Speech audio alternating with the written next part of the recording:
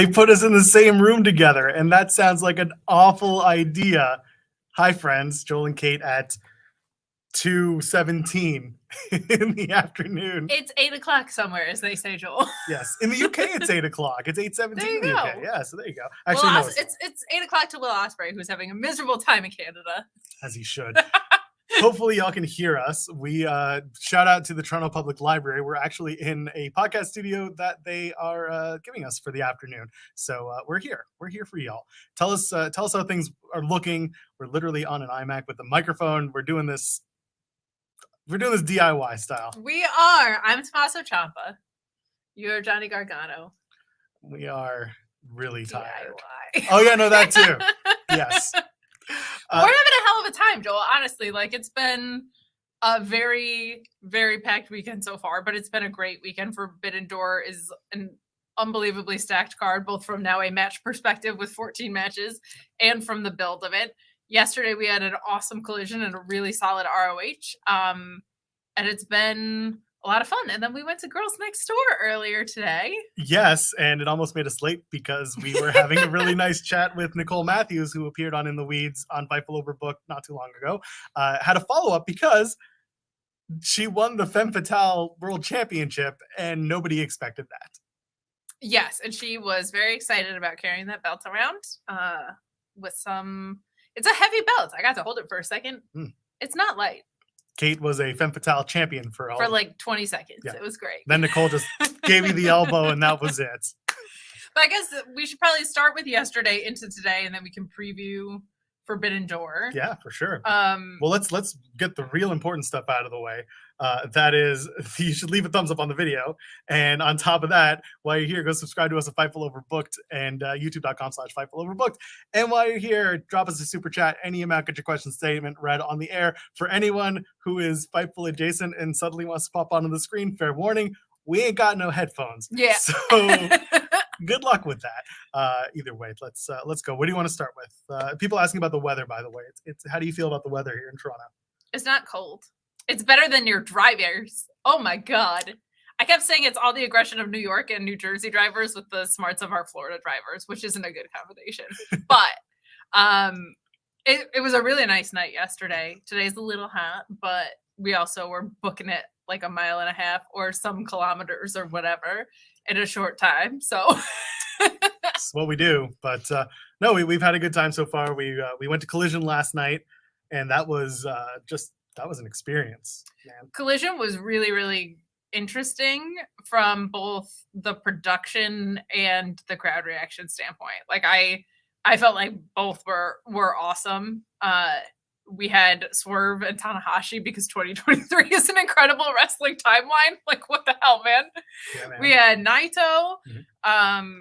But man, it's a really cool, I guess let's start with just like the experience aspect so that we can get into what we saw wrestling wise.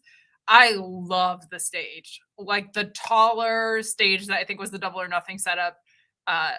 I think adds a lot. Like the production value feels very high. And I think a lot of the wrestlers that have appeared on Collision so far are wrestlers that care about their presentation from a visual aspect. Like anybody from House of Black obviously has a really, really cool intro.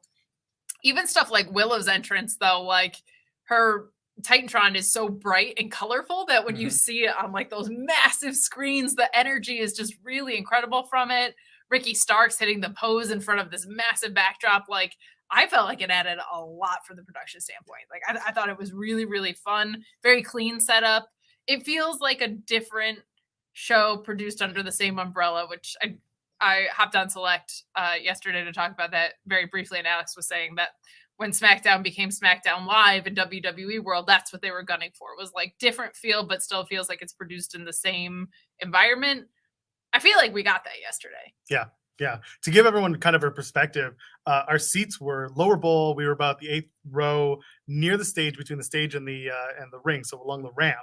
And so we got to see a lot. And like Kate said, like that stage, it was massive. It was very tall. And I've been to shows where they've used a taller stage, but this one was just the LEDs go up to the sky. It's kind of bonkers. I loved it. They So- like tall things in AEW. We have the massive cage, right? Yeah. That like 10-foot cage that people are jumping off of all the time. This really, really tall set, but also very clean. Like it was really fun. And I feel like seeing the Brody King entrance with the lights that So pan over fun. the crowd, when you see that live, it is an incredible energy about it. It was really, really special. Yeah, some really good stuff. Pro Wrestling Podcast drops us a super chat. Thank you, saying, you lucky MFers. We are very, very lucky not only to be at the show, but also just to be able to hang out with everyone on a Sunday afternoon. And also, we're lucky to meet a bunch of people. We did get stopped by a few friends of Fightful. Yes, we did. Yes. Very popular. At one point, I'll tell you a quick story. I don't know if Kate really recognized or noticed this. So we met up with Denise at the same time when we were coming into Collision, and we were all walking together to our seats. And at one point, I got stopped by somebody, and Denise and Kate didn't. And they just kept walking in their own world for a good solid 3 minutes. I was engrossed in conversation. I noticed that you peeled back, but I didn't know who you were talking to. And you're a Torontoan. I didn't know if it was just someone that you knew in life. I didn't see who you were talking to. But yes. Sean is popping in the chat to tell you guys that there is some news about Blood and Guts on FightfulSelect.com right now. So go over there and subscribe. If you haven't, honestly, like, what are you waiting for? Like, don't you want to be cool? Best $5 in the business. Is it the yeah, Mike Straw's in the chat. He stalked me. We should probably get a restraining order on Mike Straw. We probably should do that. Yeah. It's probably for the best. Mike, you want to come to dinner with us later on? Anyway, Collision. Yeah, Collision was a lot of fun. We saw the Ring of Honor matches before. We couldn't really stick around for the after because we had to get our car out of a lot, which was also a lot. So other than that, the Ring of Honor matches were fun. Getting to see Takahashi and Shingo and who was the third man? Hiromu. No, I said Hiromu. Oh, Takahashi and Shingo and Bushi in that 6-man tag, and getting to see Despy and Willie Mack was bonkers, man. That was a good show. Despy and Willie Mack was bonkers. Hi, Sean. It was really fun. LIJ got one of the biggest pops of the night, and that was before everybody was even in the arena. I feel like ROH was a fun experience. I've had kind of my qualms of when they've been out of studio versus when they've been a touring product, but I'm hoping now that there's some clarity around what's happening with this product, that they're going to be touring, that they're doing it on the back of Collision. Maybe we're going to get some more development. And we already saw some more stories carrying through on ROH, which was really nice. The Stu Grayson, the Righteous Dark Order story has been one of my favorite stories just in all of wrestling. Stu wearing a black leather jacket while the rest of the Righteous is in white. Like, it doesn't feel like maybe he's fully in. There's a lot of really, really fun stuff happening there. And then in those post matches, we had Kyle Fletcher against Christopher Daniels. We had Claudio around, which was nice to see your ROH champion for a change. But looking forward to talking about my live experience on Thursday when we review the product as well. But I'm having a blast so far. But Joel, like, to me, the story of the night, I can't really say that because we had Swerve and Tanahashi and we had Naito showing up, for God's sake. But there was definitely an increase in decibel level when CMFTR came out, for sure. And buddy, it was a blast. I kept saying it was like a rock concert, but half the people hated the headliner. Like, it got so loud in there. I loved the mixed reactions. I love CM Punk leaning into it by doing push-ups, the Dolph Ziggler move in the ring. In the beginning, he was just sucking up so much oxygen on purpose, and then it kind of pivoted to being about the in-match story. I feel like total blast. Hot crowd all night, but man, oh man, did it get loud in there. Dude, so I posted on my Twitter some of the reaction. I had the full reaction, but I posted about 40 seconds of it, and like, that crowd, they gave everything to CM Punk. And they gave a lot throughout the night. You know, Chris Jericho comes out, huge cheers at the beginning of the show. Christian Cage comes out. I'm obviously calling out the Canadians. Christian Cage comes out, and of course, he's local to the Toronto area. And what does he do? He shits on Toronto. And what does Chris Jericho do? Reminds us he's from Winnipeg, you idiots. So that was enough fun. And then Punk comes out, and man, just there was a tweet. We were talking about it on the way down to go see Girls Next Door this morning, and it was Brian Alvarez who said that the arena, I think he said it was 80-20 against Punk. He said, like, when you got 20 minutes into the match or so, it was 80-20 against Punk. And that So, and I will say, this isn't like a Brian Alvarez burial by any means, and especially because we've seen over and over again that the TV listening experience and the live experiences, from an audio standpoint, don't always match up. But I felt like, for the most part, the boos came when he was leaning into heel stuff, and it was pretty even keeled from a neutral perspective. You said you felt like it was more 60-40. It kind of just felt like whatever they were leading to was the reactions that they were getting as it navigated. But I don't give a crap. Like, it was so much fun. Like, it was deafening in there. But what I loved was it didn't take away from the match. Like, the crowd didn't go into business for themselves after those first couple minutes where Punk was showboating all over the place. Like, people were really into seeing what Jay White was doing. Like, Austin Gunn sold his ass off yesterday. Juice Robinson is like definitely stepping into this moment. There's so much positive feedback about him online right now, which makes me really happy because this is a really, really fun iteration of his character. And I think he really showed out last night. Cash Wheeler's also having this moment in this trio. I feel like everybody has been talking about Punk and Dax for so long, but Cash has had some standout performances, and Ricky is over as hell. I'm thinking that CM Punk is turning on Ricky in the finals of the Owen, and that moment is going to be electric. Yeah, I said it when I saw the card, not the card, the brackets for the Owen. I immediately, and again, I tweeted it out. It's going to be Starks and Punk in that final. That's just the way I see it. And yeah, I think that's going to be the CM Punk moment, especially teaming him up with FTR and Punk. Like, they're building to something. It feels like they're building to something. Talking about the crowd reaction, it kind of shifted throughout the night. It did. To me, the 80-20 thing is fun because I don't trust any of what was about to happen. The 80-20 thing is funny because, oh, what are we doing? How's it going, eh? Are you Canadian Spider-Man? I am Canadian Spider-Man, eh? I'm here in Toronto for the Forbidden Door. And I bought ad time on this show, as per usual, to promote FightfulSelect.com. I just want to say it's the best $6.61 in the business. Canadian, of course. But they've got a story on the Blood and Guts, which is happening not too terribly far from Canada. Canada's getting a lot of shows. Unfortunately, Sean Ross Sapp couldn't be here in Canada. I'm hanging out at the Sky Dome, the Rogers Center for you noobs, eh? But FightfulSelect.com has had a bunch of news this past week, and that's the only ad you're going to see here on this show because you know Joel and Kate aren't selling any, so I had to offer to do ad reads for Fightful Select for my good friend Sean Ross Sapp, who definitely isn't me. He broke news on when and where Blood and Guts is. There's a pre-show for Forbidden Door going on over there as well. There was a Collision Scoops thread. There was more on Anthony Bowen's segment from Rampage, Saraya in AEW, some wrestlers who are scheduled for London in WWE but aren't on the Money in the Bank show, all the changes to the June 23rd SmackDown. If you heard those rumors about Monday Night Raw and what did and didn't happen with Ciampa and Rollins, it's not true. FightfulSelect.com had the real story about what happened. That's one you'll only get there. We had the news. I mean, they had the news, of course, on Kenta and CM Punk. Hold on. What? Who's SRS on the bottom of this banner here? Oh, that's is it Spidey. And I'm not going to tell you my last two names. Spidey, is it Spidey Ross Sapp, maybe?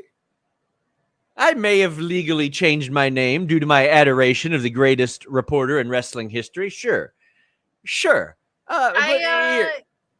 par with wrestling fans, so I can't deny it. It's on par that someone would be that weird. So I'm gonna say that. There. How about that one? How do you feel about that? Anyway, we had news on AEW signing John Morrison. News on Mickie James coming back. They did, of course, not me. I just feel like a part of the family. News on a top AEW star that's been working banged up. Another star who's going to be off TV for a bit. This is all just since the middle of the week. $5 American? Wow. $6.61 Canadian. This is amazing. But I see you over there shaking your head. If I wasn't really Canadian Spider-Man, why would I have this bottle of maple syrup? Well, because maple syrup is delicious, sir. Okay, well, why would I have this magnet that says Toronto? You went through the airport one time. Oh, you're really doubting my patriotism? Is that a what big you're Bret Hart doing? fan. What? You're just a big Bret Hart fan. Bret Hart is from Calgary, Which dumbass. is in Canada. It's on the other side of Canada. It's barely Canada anymore. That's true. Yeah, he might actually be Canadian. He might actually get it. That's true. You know what? That's a good point. I'm American, so Canada's just it's Canada. Vancouver Toronto, is Montreal, basically Calgary, all next to Vancouver is basically northern Seattle now. It's not even a thing. It barely exists. But just $5 a month if you're an American, unlike me. But $6.61 Canadian. I'm gonna go eat some poutine now. Enjoy. Thank you for stopping in, Canadian Spider-Man. That was Peter Parker, eh? That was weird. That was weird. That was really. I don't even. You know what? I appreciate the support for Fightful Select, though. You can go to FightfulSelect.com, subscribe. I'm sure there's going to be plenty of news coming out of Forbidden Door, especially with Wembley not that far around the corner. And there is some British talent on here working out of New Japan. I would be surprised if we didn't see Ospreay and Omega 3 run back, which I guess can kind of lead us into the card for tonight. Or I guess we should talk about the actual wrestling on Collision. Sorry, I got a little distracted because freaking Spider-Man showed up to promote Fightful Select. I have no idea who let him in. Did you let him in? Never. Oh, he doesn't need our permission. He's freaking Spider-Man, dude. Something felt wrong about him. But then he said the thing about Calgary, and that tracked. It checked out. Plus, that accent sounded very authentic. It did. It did. It sounded like your relatives. Yeah. Shout out to one dork in the chat. Is like 25 minutes before we actually talk wrestling. Cry about it. We talked about Collision yesterday and ROH. How's your dog? Daphne? Yeah, how's that? She's good. She's with my parents. Good. I just wanted to just upset them even more. Oh, let's talk in depth about my dog, Daphne. Okay, wonderful. Yeah. She's in Pennsylvania with my parents. That's nice. She is having a great time. She's mm. a little love. She loves my parents. She loves human attention just in general. It feels petty. It does feel petty, but I'm here for it because we're working our asses off this weekend. But let's talk about Collision. Yes. We did get Swerve and Tanahashi as the first match, but not before Jericho found out that he's going to be facing Naito. The Sting entrance, always incredible live as well, of course. And you had Tony Schiavone. Carting Tony Schiavone out there just to have him get on the mic and go, "It's Sting!" Completely worth it. Completely worth it. And you know what? The live crowd got to listen to it, so clearly they're doing something right. That's right. It was a really fun moment. I was kind of thinking it would be Naito. Some people were speculating on Goldberg. I'm okay with it not being Goldberg. Listen, I told y'all yesterday, I posted the meet and greets. Naito's meet and greet was up and there and ready for y'all. And then it was taken down. And then Dave Meltzer got to it like 5 minutes later. I'm ahead of Dave Meltzer. Wow. That's how professional I am at this game. Oh my God. That's this right. guy, 8 stars in Tokyo Dome. How about that shit? Yeah. Come at me, Dave. No, but seriously, that was just someone pointed it out and we got it out there. But for me, it was always Naito because Jericho and Naito split, a victory each. This is kind of the blow off, but kind of not. So it's good stuff. Apparently, we had this Fightful Select background. So they're doing on Select, they're doing a preview for Forbidden Door, but they're using the same thing as us, the same banners as us, the branding. Oh. Don't use Overbooked as your branding then, and then we won't have this problem. Look, and I'll just do this. It's called brand synergy. Yes, they're going to be very confused in a minute when they get the in the weeds overlay. Oh, this is good stuff. Anyway, so this was change your background. No, you guys have the opportunity to do that. Okay, so Sting comes out, Naito comes out. They kind of just beg off, and honestly, I wish they had played Suzuki's theme.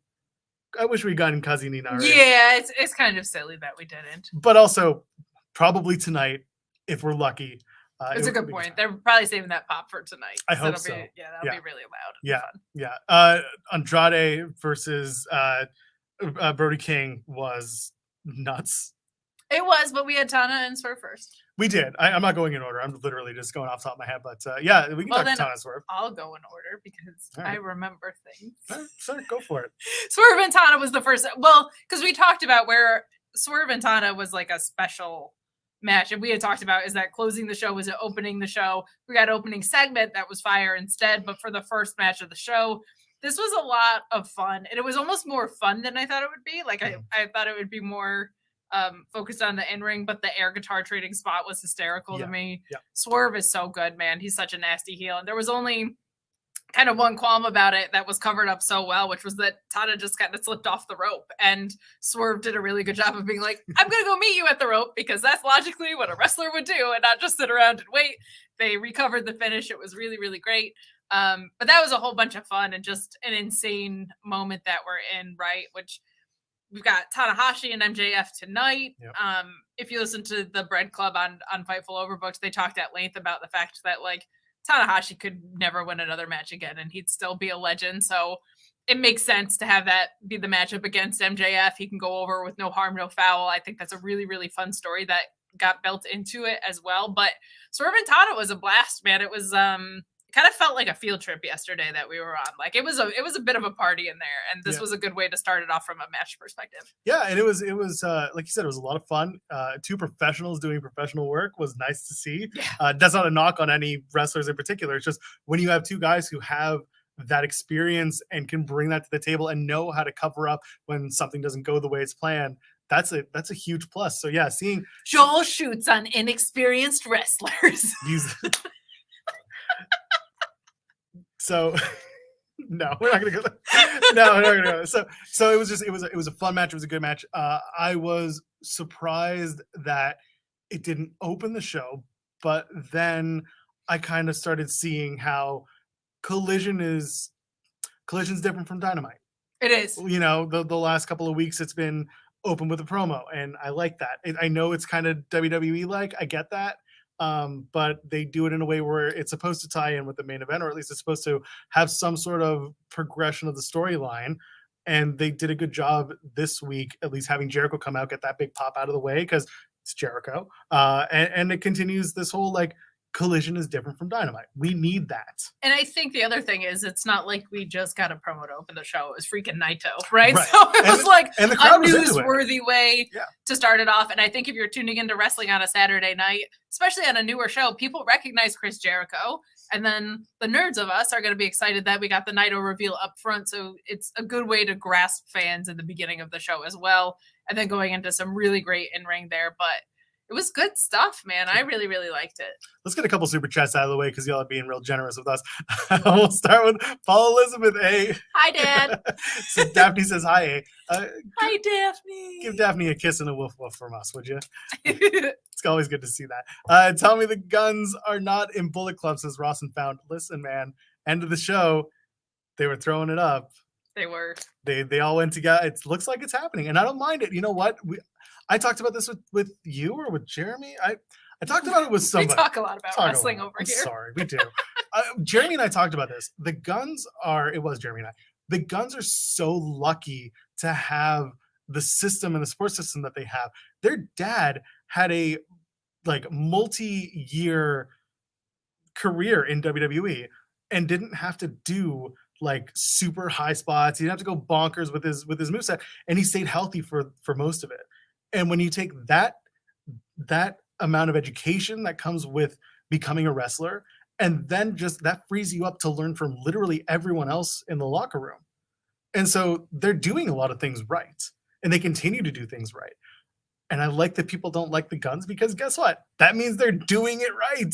No, because you cannot like people for different reasons, and I'm not a huge fan. But I will say, they're in a stable. You need people to eat pins. They can be those guys. And additionally, I think their personalities combined with Juice Robinson's personality is a slam dunk. I think Jay White being kind of the crossover piece is the thing that feels a little bit off to me. But like Juice and this iteration of him going online talking about, why are you telling me to go to sleep all the time? I got a full 8 hours. And the Guns is a fantastic combination. Like that to me is undeniable. I think Colton still has ways to go in the ring, but like Austin, I feel like has grown a lot. His selling is really, really good. And they're like, I think sometimes we get so fixated on like who's in what and whatever. Like you can have some guys that are kind of just there to serve their purpose. I think that's actually really important in wrestling. Yeah. And you have Jay White and you have Juice. You got CM freaking Punk and FTR on the other side of things with Ricky Starks, like the most over guys in the world. You don't want it to get too crowded over there. You need guys that are just kind of like serviceable enough, middle of the road guys to fill in the missing pieces of that, and they can have an upward trajectory from there. Also, in true New Japan style, sometimes guys who aren't the most over guys in the world being in a stable really freaking helps you grow and get over. So that's kind of New Japan's whole system. It's funny that we're talking about it in this way a little bit. It's not young lions and young boy heavy environment, but like the same ideology of like, you can kind of get raised at a nice pace when you're in a stable. And I hope that's what we are getting with the Guns, but we'll get into the main event a little bit down the line, but we had a lot more fun stuff that happened on Collision. Yeah, where do you want to go next? What was after the opening with Swerve and Tana? What did you bring up? Now I can't remember. I brought up Brody King and Andrade. I think that was next because Christian Cage came after. I do want to, and I do want to, because that was the crossover. I do want to bring this up. I loved MJF is doing his promo, and of course he doesn't come out to the live crowd. He's doing it on the big screen. Tana's just sitting in the ring, like just sitting there, comfortable, just like with his legs chilling. up, just chilling, watching the MJF So promo. great. Very fun stuff. So I just wanted to shout that out. And yeah, so let's talk about Andrade and Brody. I think that's what was next. Yeah. Yeah, and that match was just so much fun. Again, two guys who know how to work, know how to throw each other around. I talked about it on the Collision post show last night. There was the one spot with the DVD into the turnbuckle. Lord Almighty. And we both looked at each other like, oh shit. And then we saw the replay and it just looked like Andrade hit a handstand. So that's the magic of TV and the magic of selling is it looked so good in the moment. The replay kind of saved it, but like saved it for those who were worried. But it was a really, really good match. What do you think of this whole thing? My ears are still ringing from hearing Brody King chops. Holy hell. I equated it to, if you're a Yankee fan and you ever went to Yankee Stadium and heard Mariano Rivera warming up, the pop of his fastball would literally echo throughout the stadium. You could be in the upper deck and you'd hear like a Brody King chop. It is loud. I could feel it in my chest. Holy heck. It was so loud, but it was really, really good. I'm glad Andrade is kind of having like a really hot start since his return because I thought him and Bud Matt was fantastic. I thought this was a completely different challenge than Bud Matt because you're dealing with the size of Brody, but man, that entrance is something special live. It is really, really, really, really cool. But this was another really, really strong match. I feel like the in-ring on Collision so far has been a home run. Really fun stuff. Yeah, it was a good match. Andrade still has no friends. Rush is still on paternity leave. It's only been 2 weeks. Yeah, give him a second. Give him a second. He just had a baby. Yeah, just had a baby girl. Let him enjoy it. I know the feeling. He'll have a couple of weeks. He'll be back. And plus, honestly, I like the idea that he's going to be so pissed when his friends show up so late. Yes. And that's going to kind of start the wedge. Because I said this before, this has to lead to Andrade versus Rush. And it could be for control of the faction in Gobernables, but it might also just be Andrade gets jumped out of the faction and they start a feud with Rush. And that's fine. Yeah. I would love to see Andrade and Rush. Again, I've made no bones about what I know and what I've experienced with Rush and how it's, losses aren't a big thing that he enjoys taking. So this is a really interesting storyline that's about to he's about to participate in. Well, it's also, he's been kind of directionless. Like he's been putting on these incredible matches whenever he's in the ring. They're extremely hard hitting, which I know has been divisive for people, but that does seem to be the style a lot of these guys work. It's really, really, really stiff. But I think he kind of came over from Ring of Honor and it was it wasn't for everyone, but it was an incredibly clean booking. Like ROH had very, very clean booking because you had standings and you had just like it was not a lot of disqualifications really ever. Like everything was very, very logical. And so you knew what track you were on. And AEW, it's kind of been like, oh my God, Rush is amazing. That's it. So if he gets kind of hopefully cemented in something a little bit better, I'm hoping that'll lead the way. I'm looking at super chats just in case. Yeah, hell yeah. Is there anything? Here, we'll pull one up from me and Hunter saying, out in Oshawa, about to leave for the Go shortly to be in the third row tonight. Oh my gosh. Says I'm sure no one but Joel will understand that. I can't wait for the show tonight.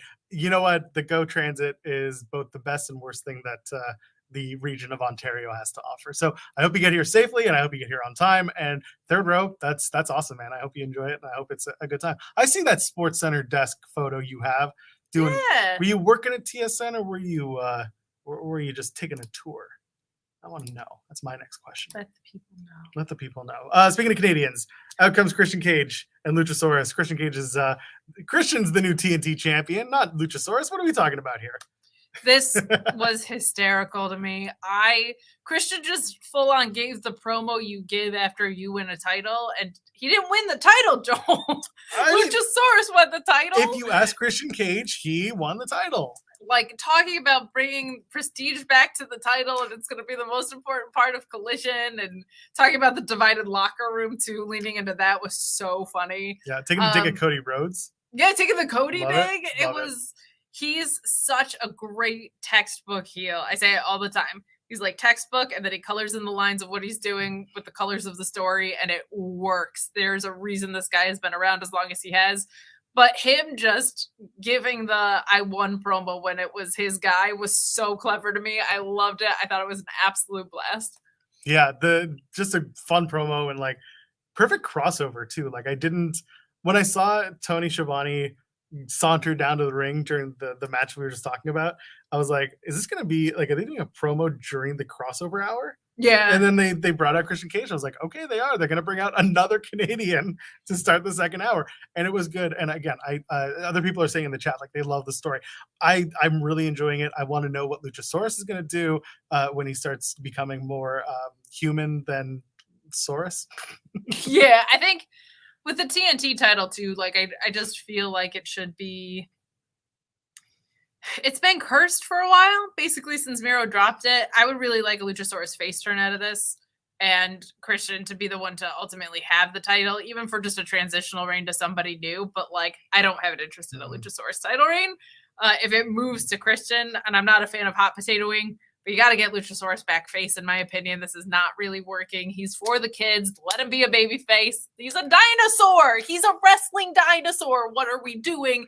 And Christian is a perfect heel. Just let it happen. Just let it happen. People are so into this Christian run. The reaction was very loud for him yesterday as well.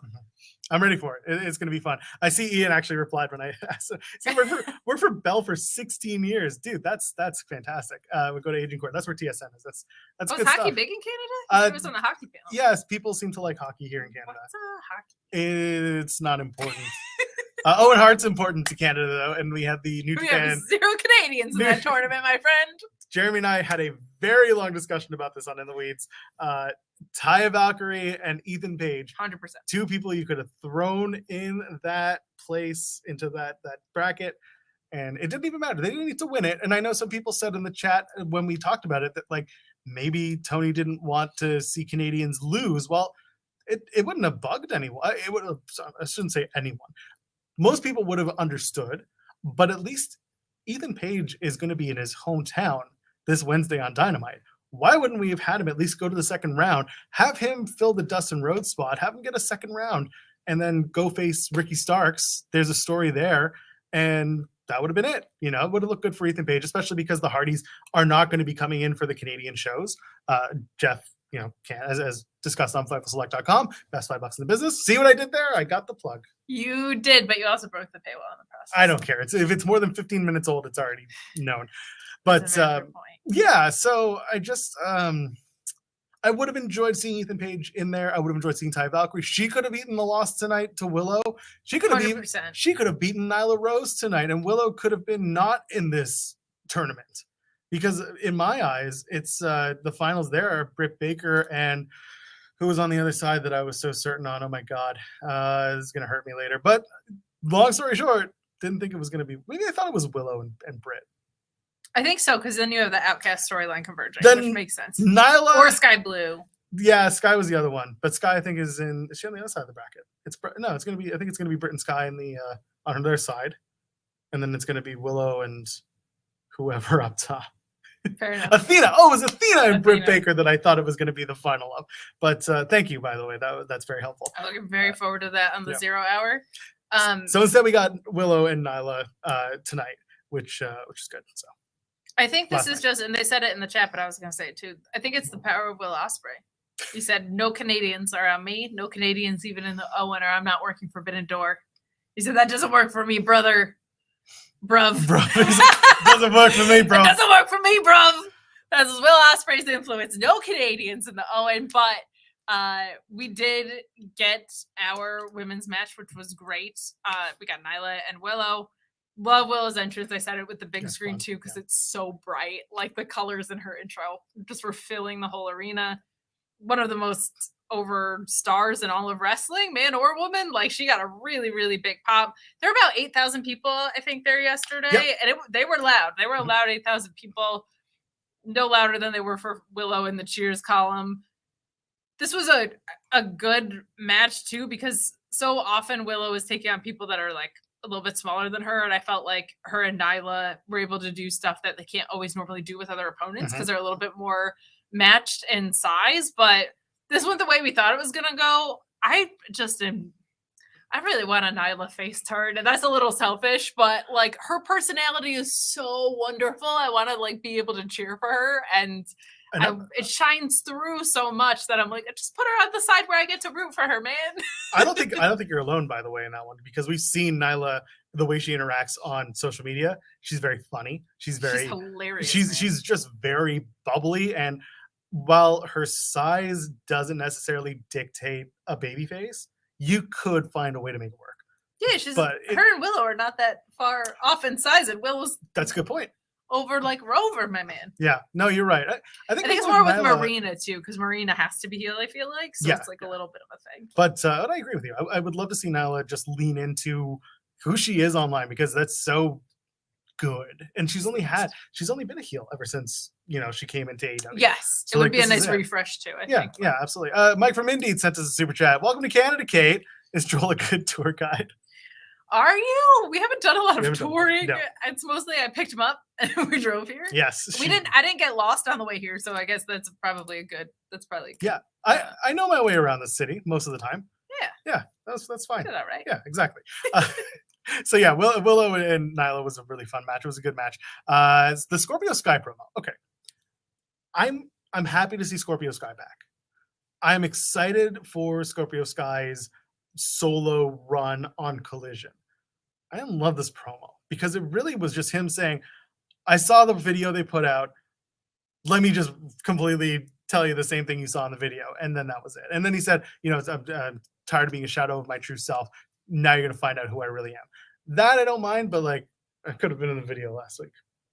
Kind of, but like I liked what he was saying of like, this is all that I accomplished when I wasn't even my true self. Like it's going to be scary when I am my full self, I think is a good direction for him to go, because he's been off TV for a long time. And I get the idea of reminding people what he's accomplished so he feels like a big deal when he's coming in. Also, hypothetically, like there might be people that haven't been watching that are now watching and are like, who's this guy? And they said, there you go. So I didn't mind it as much as you, but it was a little redundant from last week. I don't have a problem with redundancy as much when they're that quick of a promo, though. This was not like an in-ring MJF length promo, so I can take it, but I'm excited to see what we get out of Scorpio Sky for sure. Yeah, and again, it's an exciting time. It's just a really the promo just didn't do it for me, but I'm sure when we see him wrestle, I'm sure we're gonna have a good time. Absolutely. And then Jeremy Prophet died. R.I.P. Jeremy Prophet. He came, he saw, he got his back broken. He got his spine busted. We got a squash from Will Hobbs here. Another very cool entrance. Very, very cool with like the smoke coming up and the lighting and the way the camera frames him was just really, really cool. He feels like a star. I hope they give him a push like he's a star finally. But mostly this was just Jeremy Prophet getting ruined, just destroyed, just beat up. Rough. Moment of silence for Jeremy Prophet. No, I'm good. On In the Weeds, Jeremy was like, hey, would you take a Powerhouse Hop spine buster? And I said, yeah, sure, why not? So my avatar on Saturday night at Collision was Jeremy Prophet. So basically, thanks, buddy. Jeremy, God bless him, just tries to get people to beat you up all the time. He does. I respect it. He tried to get Jody Threat to do that, and she said no. This is the second time it was a Canadian who said no. You guys are too nice here. They like me. You're too nice. Steve Macklin had no problem saying it. Steve Macklin will beat up anything. It doesn't matter. He'll take anything but his dogs. Like, that's it. Yeah. Like, everyone else is, and his wife. I mean, maybe they'll have a match. I don't know. They could have a match. He could have a match. He might kick his ass. Who would win that match? Deanna versus? Yeah, I think so. Yeah, that's it. Fun. So Mark Hook saying Jeremy's trying to get me assassinated. It's true, he is. He's like, I'm trying to get you bookings. I'm like, you try and get me killed. But I get it. Ian Hunter with the super chat saying, I think TK might give Billy Starks a contract after her match tonight, like he did with Sky Blue before. So this is an interesting question because I'll break paywall again. Sean's Q&A. Someone said, is she signed? Yes. Sean says she is. Nobody knows what the deal is with the deal in terms of contract. She graduated high school like a week ago. Yep. So there's that, like, the legal perspective of you have to be 18 years old to enter contract and like available for bookings. I wouldn't be surprised. I think it depends on if she's on ROH or in AEW proper, because I feel like ROH, a lot of those might be those more structured deals than we see versus like an annual contract where exclusive to the brand, etc. So, but she is signed. It makes me really happy that like her and Nick Wade and these really, really young kids are so damn good, so young. I say it every time Kyle Fletcher's on screen. I'm like, how is this dude 24? Like, I watched him when he was 21, and I was still, couldn't believe it. Yeah, those young techers, man. They all start at like 15 years old. It's insane. So upsetting. You got guys like Shane Hawk who started when he was 15, and in his first year, he's like in the ring with Sid Vicious. Yeah, just crazy stuff like that happens. I don't know if Shane Hawk, another person that would not beat you up. Yeah, that's much true. To our chagrin. That is more of a nice Jewish boy thing than it is a nice Canadian boy thing. Shout out to Shane Hawk. I think that's really sweet, honestly. Yeah, I hope he's having a good weekend. The Billy Starks thing. So I like the idea of doing present the contract tonight, but it's also a 0-hour match. So like I'm of two mindsets. One is like a lot of people watch the 0 hour, but also 0 hour is, it's the pre-show. I don't know how you do it. I'd rather it be on traditional TV show. That's just kind of where my brain is at. But that's because I'm an old ass. You are that. I would do it here Thanks. Because I have a feeling she's going to be working ROH mostly, and I would rather it be for free on YouTube than behind a paywall. That's just me. That's usually just used to clip and go viral anyway. I feel like most of those moments is great to see it in real time. You can see it for free on YouTube if it happens tonight, but a lot of time that is like a 30-second clip that gets retweeted a million times, which rules. Yeah, exactly. So rules. Let's talk about it. Pure rules? No. CM Punk comes to Toronto. That's an ROH joke. Yeah, we sat through that. It was good. No Commander versus Vikingo. There was no Commander versus Vikingo. I was sad. Oh, I'm sorry. Was it not character heavy enough for you in your Impact show? Let's talk about how great Impact was this week. You want to do that? Oh, no, because it wasn't. I talked about this. The tapings, though, I love that. Here's a little spoiler for you. In the face-to-face that Nick Aldis has with Alex Shelley, he says to Alex Shelley, "You slapped Jimmy Jacobs so hard, you slapped him into next Wednesday." Oh, interesting. All right. So that's some funny stuff. Anyway, let's talk about it. CMFT Ricky take on Bullet Club Gold and the Guns. Okay, so we had the 80-20 conversation, and I will say this: it was actually here's the thing. I did the math, and it was actually the numbers don't lie. It was 69%.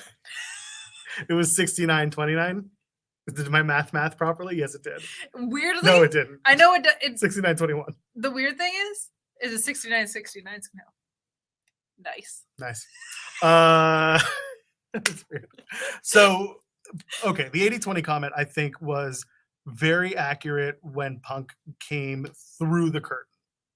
Yes. And the crowd immediately just shat on CM Punk, which I enjoyed watching that live because there was also stuff like I tweeted out during the breaks. Dasha would try to hype up the crowd and read signs in the audience. And at one point, she mentioned a CM Punk sign, and someone was like, it was a Punk sign that said, "We're here to see CM Punk." People jumped on it and they just booed. And then Punk came out, and here we are. He's getting booed. FTR getting cheered. Ricky's very much getting cheered. And Punk kind of won them over, and then he started doing heelish stuff, which was fun. He buried the Maple Leafs after. He knows what he's doing. He did it after the show. Here's what happened, from what I feel like was he got booed, and then when he did like the "it's clobbering time" moment, and he moved into the ring and faced the hard cam, like it started to turn after that, to be a little bit more even, and then the rest of the time was boos cutting off CM Punk chants.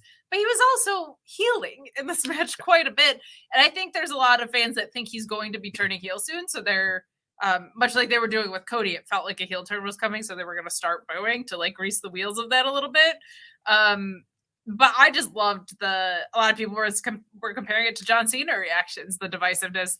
The duality was a blast because it was organic. There's a lot of people that really love CM Punk. There's a lot of people that really hate this guy.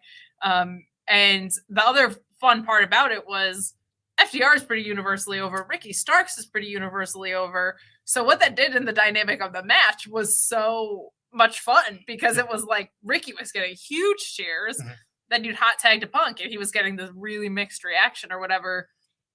But like he knew exactly what he was doing. He was taking up so much oxygen in the room. In the beginning, he's like running post to post and like just going on the ropes for no reason and showboating the crowd. Like the controversial tweet. It said that like 20 minutes into the match, it had turned to 80-20. And that I think was not accurate. I think it was just a matter of what was unfolding in the match. But like I said, I love reactions like that as long as they don't dominate the match. Like, right. I don't like it when crowds go into business for themselves. Like, it's really annoying. So you have to have a really strong other side of the ring for that to happen. And Jay White and Juice Robinson, the guns served their purpose. But to me, like, Juice really showed out in this. And Jay White was getting major reactions too. So as long as it's about what's happening in the ring and it's not like Punk is overtaking everything too much, that happened in the beginning for a few minutes, but like overall, it was just a blast and it was deafening. Yeah. Deafening. Yeah. It was so much fun. It was and it was a fun match too, by the way. Yeah. It was a really, really fun main event. And it's funny because like when you have preliminary matches, you can listen to the crowd. When you go to a live show, listen to the crowd. And I'll be perfectly honest, Ring of Honor stuff didn't build until we got to there was the tag match with Dark Order and the Righteous. One that there's a story behind. Yes, the one that there's a story behind. And then that's when people started to get into it. And then they did the 6-man with the New Japan guys and the Embassy. Huge pop for the LJ crew. And that's the thing. Like, it got people into it. They not only knew who, but you could just feel the excitement was starting to build. And then it was the same thing with Collision. It's not a knock on anyone else who wrestled on the show. It was just once we got to that Punk match, it was just leaps and bounds. The energy was different. Yeah. You know, people were ready to kind of explode in their own way when it came to how they felt about Punk. And I also really like that, which is a good thing, by the way. It's a great thing. It's a really good thing. I think it's a healthy thing for the product. Yeah. And I also think it's smart because you have it offset by Ricky and FTR in there regardless. And that's a lot of matches in a short amount of time for Punk, and his body hasn't held up the best. So to do multi-man matches is a really smart idea because he can kind of just pick his spots as he's getting going here. And then tonight, he obviously has Kojima. So you could expect lariat after lariat after lariat, which I love. And that's for the Owen, right? So we kind of know what's down the road for him, which is great. But it was like, I don't know. It felt like we were at a concert in there. It got so loud and it was so much fun. And it was I think it was, a lot of people got really big pops. It was sustained the entire main event. Mm-hmm. It was really fun how loud it was for the entire 25 minutes or whatever it was. Especially that one super drunk guy sitting a few doors down from us. Oh my God. His shirt was like, look at my shirt. You see how it's buttoned up properly? His was like, not off center. He was very off center. He was, his entire beating was just off center. So yeah, he somehow wound up on the floor at the end of the night. Oh Lord. Don't know how that happened. Didn't get in the ring, luckily, but I'm sure we'll see him tonight. He's going to be in the media scrum. The media scrum was just going to start at 1 a.m. and end at 4. Yeah, so Matt Redkill with the super chat saying 14 matches tonight, ready for a past midnight show. I think they'll be out by 11:45 Eastern. It's a tight show.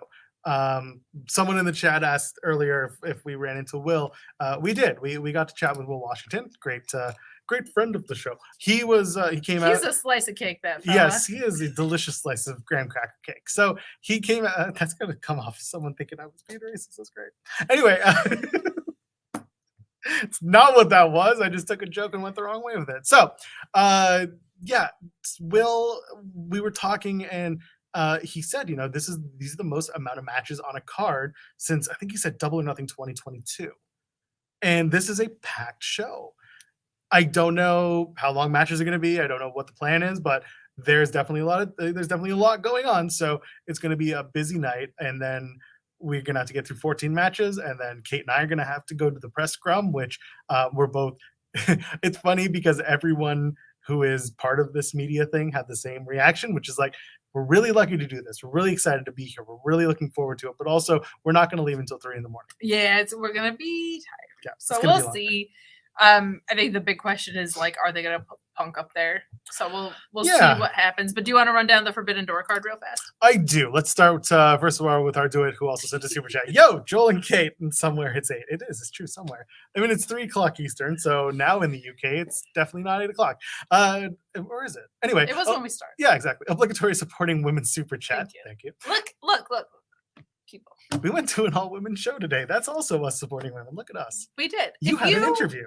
If you don't send in super chats, if you don't leave a thumbs up on this video, if you don't subscribe to Fightful Select, which is how I make money here and how everybody makes money here realistically, if you don't subscribe to our YouTube channel, you're not really supporting me, and therefore you're not supporting women. So if you want me to continue to have a right to vote, send in your super chats. You want to go to Florida? No, I'm good. You want to become a trainer in NXT in Florida? I'm good. Okay, just good, making homie. sure. Yeah, okay. I should, just before we get into this, I will say that Nicole Matthews, who was on the show on Friday, we did do a follow-up interview live with her at Girls Next Door this morning. Yes. And we also got to have a chat with the wonderful Trisha Dora. Yes. So newly kind of moved over to the infantry on ROH television. And you know who was not at Girls Next Door? MJF. You know why? Because Sean Dean showed up to support his infantry mate. That's true. Sean Dean did show up. Dapper. Fancy Sean Dean. It's almost as if he had to go to. It's almost as if he had to go to work afterwards. It is almost as if he had to go to work right after. Right. The only thing that really sucked was Masha Slamovich didn't make it because she was coming from Atlanta, and it's tough. They finished the Impact tapings, and then she couldn't make it. It was just trying to get from Atlanta to Toronto. It's not easy. Let's finish off a super chat. Real talk, Danielson versus Okada is still happening, and it still seems absolutely unreal. Let's dig into this card. This is an exciting night for a lot of fans of not just New Japan Wrestling, New Japan Pro Wrestling, but also AEW, and just people who just like watching wrestling in general. I've actually really liked the build. I know people feel like it got rushed, but there's some stories that were built in non-traditional ways that I think got built out really well. I don't know if I love the 4-pack for the international title. I kind of wanted to see Orange Cassidy and ZSJ on its own, but I think Orange Cassidy retaining in that environment is something that's like a real feather in his cap for his title reign. I would have had more curiosity about him retaining if it was a one-on-one, because I could see Zack Sabre Jr. with an international title, with how much he's been working in the States, but also the ambassador feel of that title going to New Japan. Mm-hmm. Like it would have added more intrigue to the story, I think, but pretty much everything else on this card it's pretty great. Like I got no complaints about it. There's 2 dream matches on it. You got Okada and Danielson, who we didn't even know if Danielson was going to be able to wrestle ever again a few years ago, and here he is having a dream match. Yep. You got Jordan and LeBron, man. This is what it is. You don't really need a whole bunch more than that, but that's that's a really special experience. I'm happy for us. I'm happy for Jeremy that it's happening. And then you have one that has this really long-term thread through it, which is also kind of the dream match level of running back Kenny Omega and Will Ospreay, doing it in Canada. Mhm. I think Kenny loses tonight, and I think we run it back at Wembley. I feel like that's an obvious, but the choice you should make kind of trajectory here. And Kenny's not really defending the U.S. title in New Japan, so why not throw it back on Will Ospreay, who's talking all of his S about Canada, man? I love it. I think this is so great. Yeah, this is something that I talked about with others. Is this show, the build was done in a really interesting way, in a good way. I'll start with my criticism, and that was on Dynamite announcing 6 more matches and then a 7th on Rampage. That part I didn't love because it made the undercard feel a little less important. But the way that they announced the main events, the 4 matches that are really the most built upon matches in terms of story, that was good for me. You know, Omega and Ospreay, you just explained it, and it makes sense. Danielson and Okada, same thing. 5 years ago, Bryan Danielson the question was, are you going to work all in? You know, are you going to leave WWE because you just got cleared before WrestleMania that year in 2018? Are you going to then round out your WWE contract, leave, and go elsewhere, which at the time, there was nothing. It was New Japan or bust. Yeah, so, there wasn't an elsewhere in the States. And of course, he ended up re-signing with WWE. But at the time, the big conversation was Bryan Danielson, at the stroke of midnight on September 1st at All In, is going to show up in the ring, and they're going to have a match. And that's, you know, Danielson's big return to wrestling. Clearly not what happened, but instead, he's always wanted to wrestle Okada, and this is now his opportunity to wrestle Kazuchika Okada. That is a big enough story in and of itself, and I'm looking forward to that. Sonata and Jack Perry is a one-sided story, mostly on the Jack Perry side. I don't mind that because most people are coming in as AEW fans, and you're going to see the IWGP World Heavyweight Champion defend his title. That's okay. It doesn't need to be a main event match for him. There's a story there. MJF and Tanahashi, you have, you know, the anchor of New Japan versus the guy who hates New Japan. Calling it an indie fed for years, and you have the ace of New Japan going against each other. Tanahashi, of course, was supposed to wrestle Punk last year, too. Yeah. So I think this is a really fun way to go. Like, I think they did a good job in both cases with their respective world champions. Like, Jungle Boy's been chasing gold this entire time. He answers an open challenge for New Japan gold. That's perfectly good. And Sonata needs a W, and the in-ring will be really good. And Hook is there, so there's intrigue to the Jack Perry heel turn possibility. MJF beating Tanahashi. Tanahashi can eat L's till the end of time, and he's already a legend status, as to quote what they were saying on Fightful, overbooked with that on the Bread Club, and I couldn't agree more with that. MJF has to win that. He's the heel in it too, so who knows what he'll have to do. But I think the story of him like maybe having to respect Tanahashi but not admit it at the end of the match is going to be a really, really fun one to see play out. Yeah. You know, the only weird thing here is, you know, Kenta turned down a match he was lobbying for like 11 years, it seems like. Buddy, I don't even know where to start with that story. That is a big old can of worms that eventually when it's opened, it's going to be equally confusing. Instead, Punk is going to take on Kojima. And Kojima, Lariat. And I love the promo that Kojima had on Collision, where he basically said, CM Punk, I'm going to beat your ass. Yeah. And you've been disrespectful. He's very clearly going to be the babyface Kojima, and Punk is going to get booed, and he'll lean into it again, and that's fine. But Punk is most likely going to beat Kojima. Imagine if he didn't. Well, and this is for the Owen too, so let's that framework as well. Big Owen Hart fan, Satoshi Kojima. Of course. Yes. Who isn't? Just making sure. You got muffins on one side. Mm-hmm. You got bread on the other. Yeah. Irrespective of the wrestlers, who are you picking, muffins or bread? Spindrift. Wow. Yeah. Okay. Yeah. Okay. Fair enough. Yeah. I got to stay hydrated. Yeah. It makes sense. Yeah. You're the one drinking water here, by the way. I did. I had a little vitamin water situation. I'm also drinking water. That's not what that is at all. It's caffeinated beverage. It's mostly syrup. It's mostly syrup. So I feel gross. It's wonderful.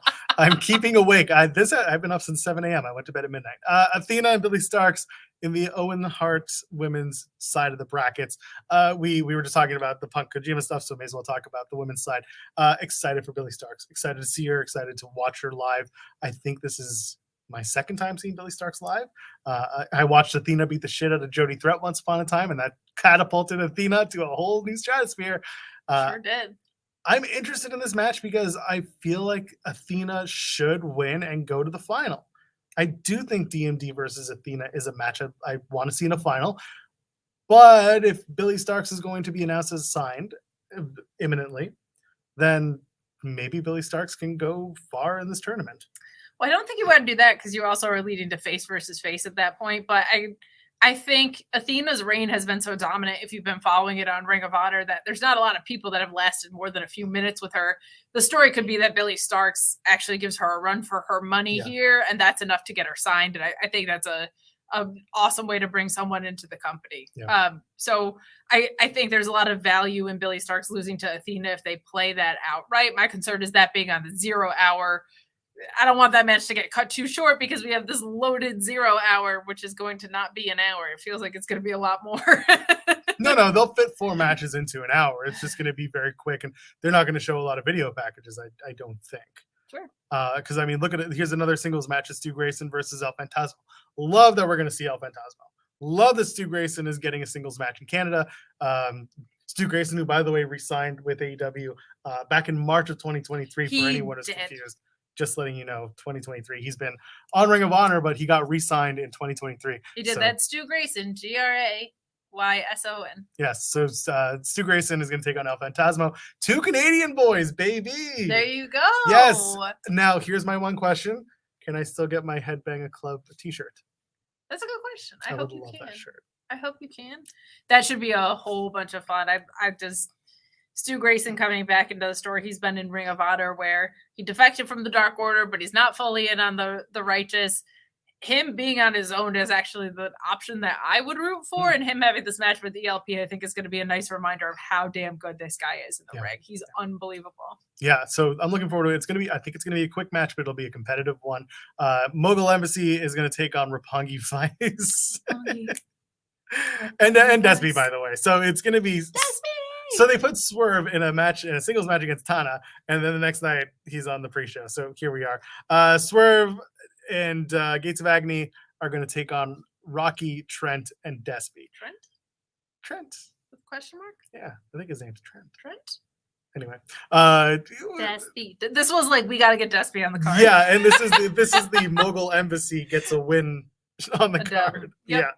Yeah, and then elsewhere on the pre-show, on the kickoff, on the 0 hour. Okay, I will say this. If you are smooshing this much stuff onto the pre-show, the fact that Jay White is not on this card seems egregious to me. I agree.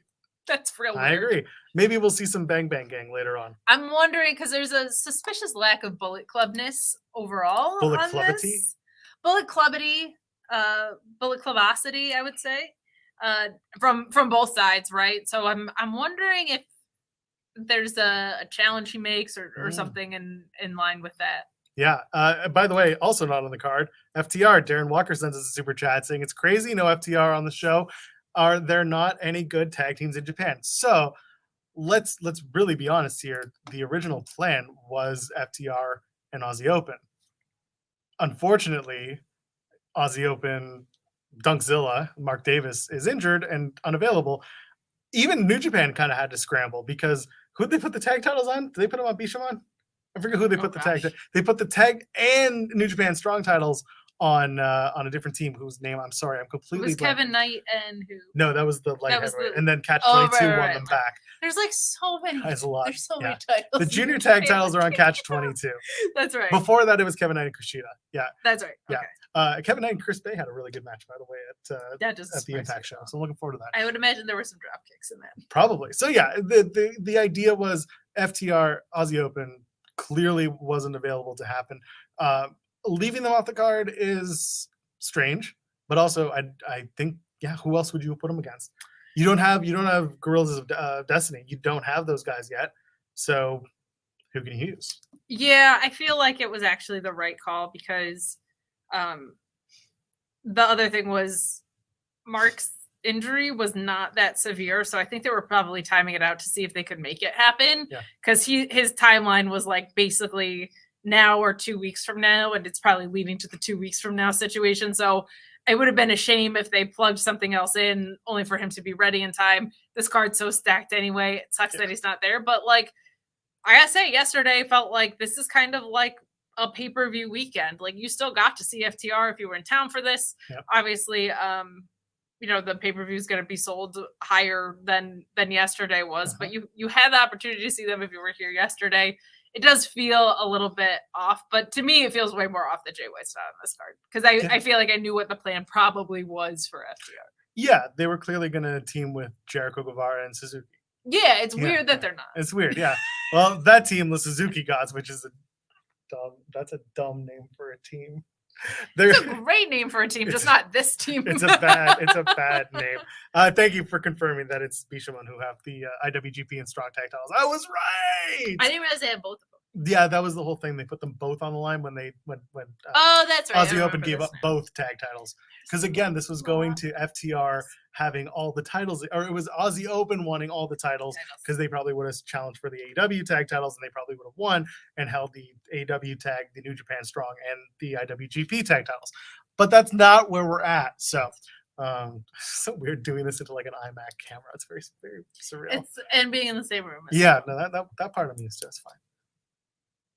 Sting, Darby Allin, and Tetsuya Naito team up to take on the Suzuki Gods. It's good to see Naito. I'm excited for that. I'm excited to see Sting live. I haven't seen Sting wrestle in forever. Sting! So Jericho I've seen wrestle a million times. Suzuki I've seen a bunch, but I've never watched Sting wrestle live. I've seen Tetsuya Naito. I've seen Darby Allin. This is going to be a fun match. This is going to be a little fun. I want the Suzuki Gods to lose and Minoru Suzuki to beat the ever-living crap out of both Jericho and Sammy because he's pissed. I think you might see that. I think Naito gets the pin probably in this. Yeah, Naito pins Jericho? Yeah, and there's dissension between Jericho and Sammy Guevara already, so like a why didn't Sammy save me spot would help advance the story that's happening on the AEW side for sure. Yeah, and then Suzuki beats the shit out of both of them. Agreed. Yeah, let's do that. Someone in the chat saying House of Black versus House of Torture. Yes. Why aren't we doing that match? That's the one we should have had. Because House of Torture sucks. No. How dare you sully the good name of Dick to Go? Okay, Dick to Go is the best. Four-way for the International Championship. Orange Cassidy takes on your favorite in the world, Zack Sabre Jr., Katsuyori Shibata, and Daniel Garcia. Of course, Katsuyori Shibata still holds the pure title. Daniel Garcia holds nothing, and ZSJ has the New Japan Timex watch. What do you think? Are we going to have a new... and Orange Cassidy has the international title. Yeah, well, I was going to say... Yeah. On the line here. So what are we going to see a new international champion? I don't think so. No. I feel like you're probably going to get an ROH pure story with Shibata and Daniel Garcia that continues. I think ZSJ being a fourth in this is great because he is the reason he's my favorite wrestler. He's extremely logical. And when he does things like breaking up pins with twisted neck breakers, like, I think he's really good at multi-man matches as much as he is at solo matches. So I think he's going to be a major difference maker. I feel like this is the next piece of Orange Cassidy's title reign is winning a match like this. Like he's on this streak. He wins a 4-pack with the best wrestler in the world with freaking Shibata and Daniel Garcia. That's huge. I think he probably takes a great deal of punishment because we've seen the story developing that he has the injured wrist. He's getting the crap kicked out of him. He ripped the title away from Shibata on Dynamite. Yeah. Was that just this week? That was this week. That's what set up this match. They were in a tag, and then they were like, Tony Khan said we're going to do a 4-way. And I was like, why? But also, like, why not? I think we probably get Orange Cassidy retaining, and God willing, we get Zack Sabre Jr. calling everybody a dickhead at some point in this match. Grabs the mic and says, this one's for you, Kate. Dickheads. You're all dickheads. And then we start the match, and Shibata rolls him up. Oh, no. Hashtag the wrestler. For the AEW Women's World Championship, Toni Storm versus Willow Nightingale. This is a match that, to me, was like, they just kind of did it because they had to do something. And I don't love that, but Willow and Toni, they have some background. They have some history. Hopefully this will be a match that gets a lot of good time, and Toni Storm retains. I just wish it was the other way around. Like, I wish it was Willow's title on the line because she is the strong title. Yes, but then you have to have the AEW Women's World Champion lose, and I don't think Tony wants to do that. I get that, but they have a very long burning story. It's going to get longer.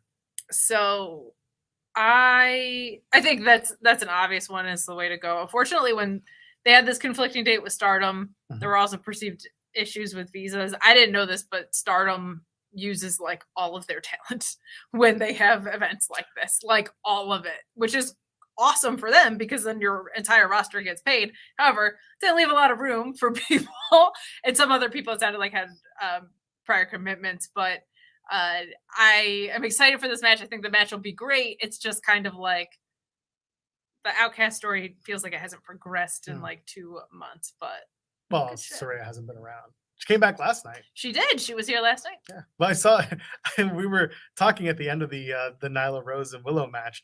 Like right as the pin goes, I just turned to him like, "Oh, it's Tony," and I think you thought I meant Tony Schiavone because Tony Storm was about to do a run-in. Yeah, I like saw her setting up, and then I was like, "Oh, there she is." Again, I will give you another wrestling production 101. You know where the ramp is? That's where all the TV stuff is. If you ever want to know. Yes, so I'm just going to mansplain production to you because I support women. What's a wrestling? So it's okay. If you're sitting where we sat, where the hard camera is, there's like an entire mimicked area on the floor where production walks through. Any run-in that's happening that doesn't include Jon Moxley is going from that area. So just keep an eye out. Yeah, on I knew that, but I was watching the freaking match, Joel. I wasn't. Okay? I was on Twitter. It's fine. I was getting chicken tenders. God bless. Loaded fries for this week. That's what we got. Adam Cole Bay takes on Tom Lawler, the filthy one. I love that this is happening. I wanted Fred Rosser, but this makes more sense, obviously. The reason I wanted Fred Rosser is because he's the guy who's taken New Japan and the USA, the strong brand, and really put it on his back. He's made it like a personal undertaking. I would have loved to see Fred Rosser get some form of I guess thank you, or at least some sort of just something out of it, you know? Yeah, I think it's kind of tricky because you had a story with him and Juice so recently that it feels like it would have begged for that to be on this card in some way. But again, I understand it. I was just like, I wish Fred Rosser got a moment to shine. Maybe he should be filthier. He's like pretty filthy. I mean, did you see that street fights? I did. Yeah, it was pretty filthy.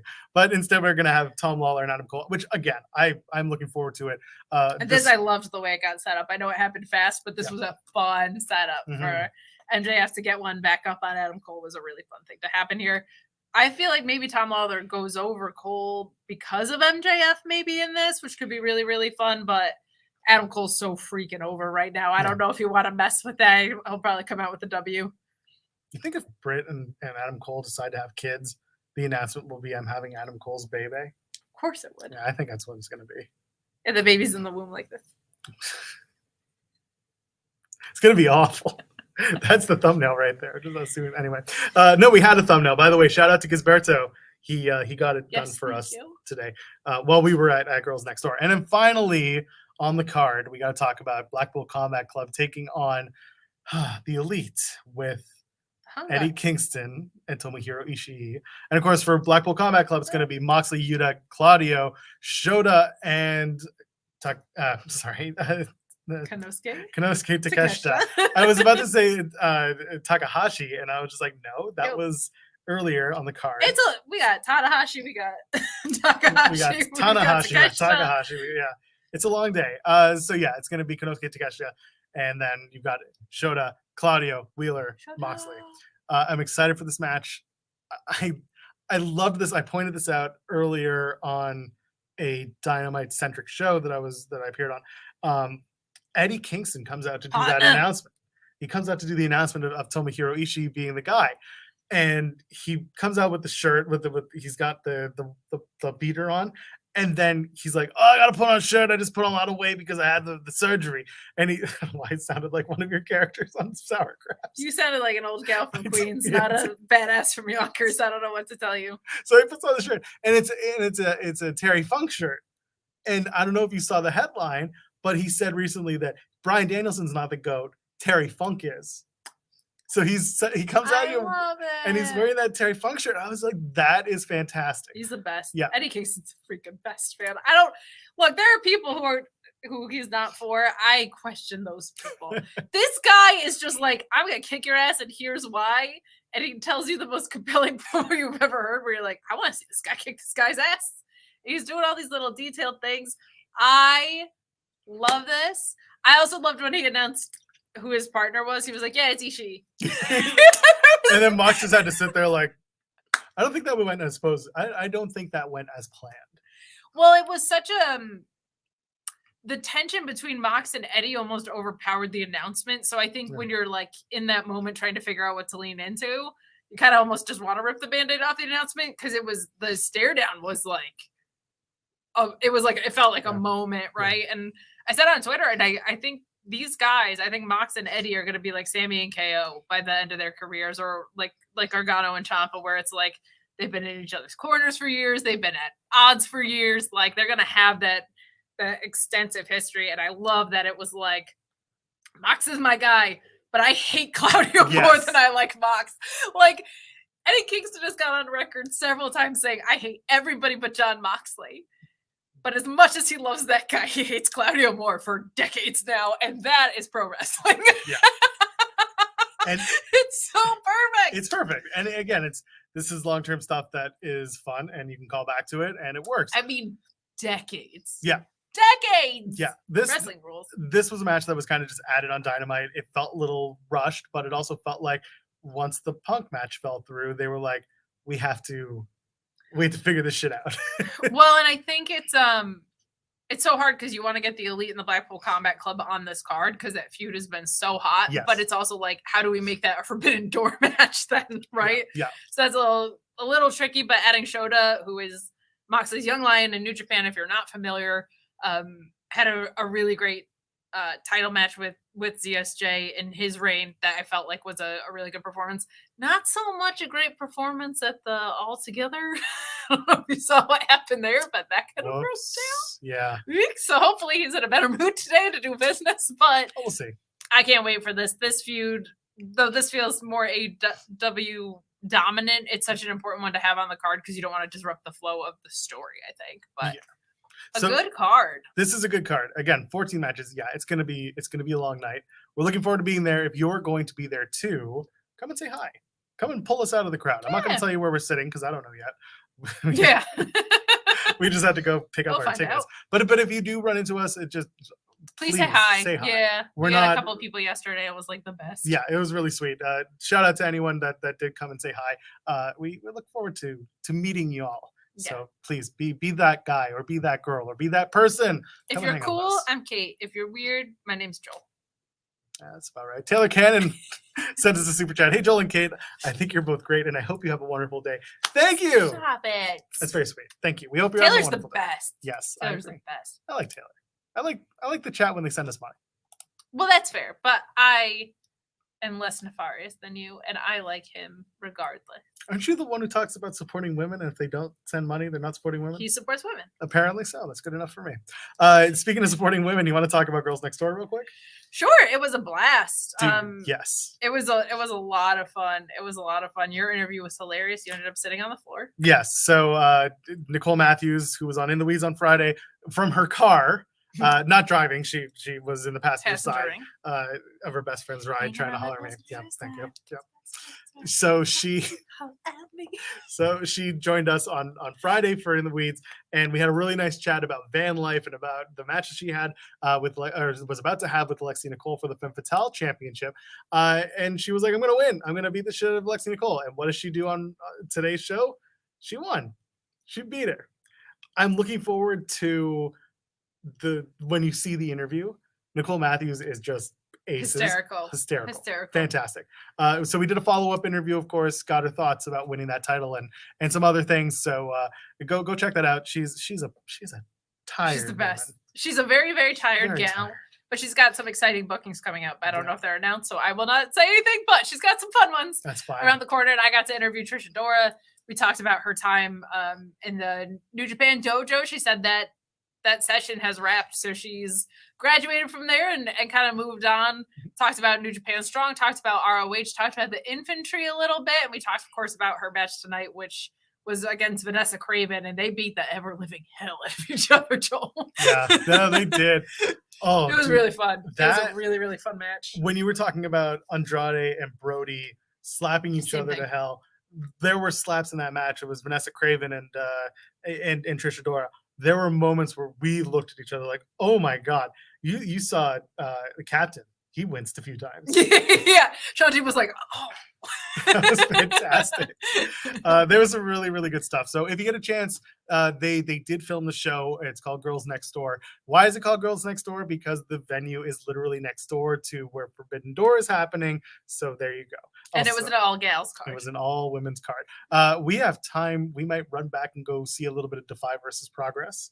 Yes, we definitely should stop by that venue again. We should probably also get some food in us because we have not eaten yet today. No, we had a power bar and a water.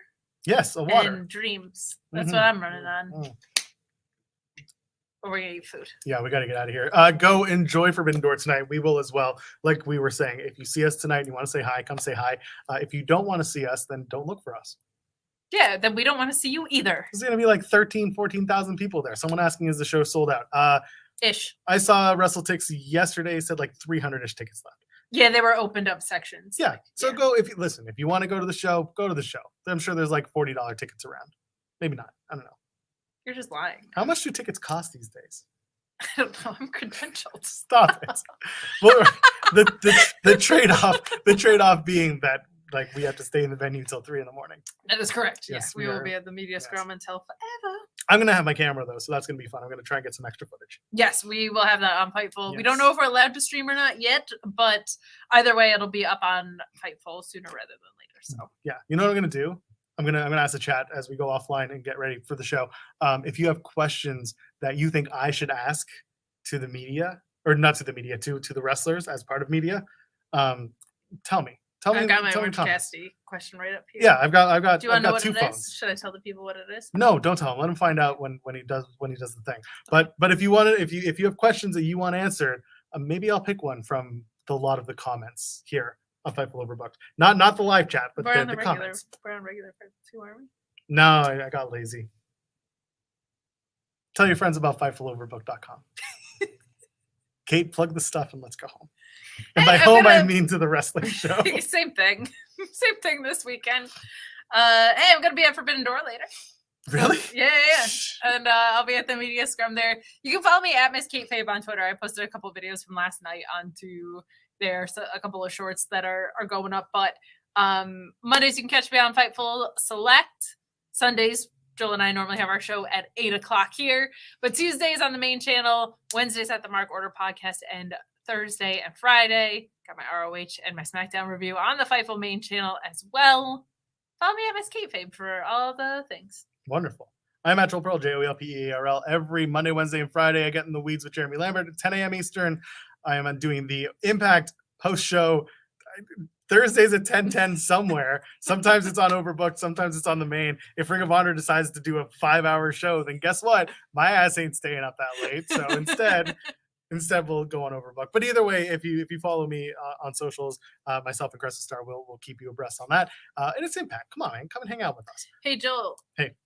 Are you booking Impact? Because we're so tired. We're delirious. I gave you that joke last night. Not on there, you didn't. Anyway, till then, ladies and gentlemen, friends beyond the binary, we'll see you in the next one. And enjoy Forbidden Door, all right?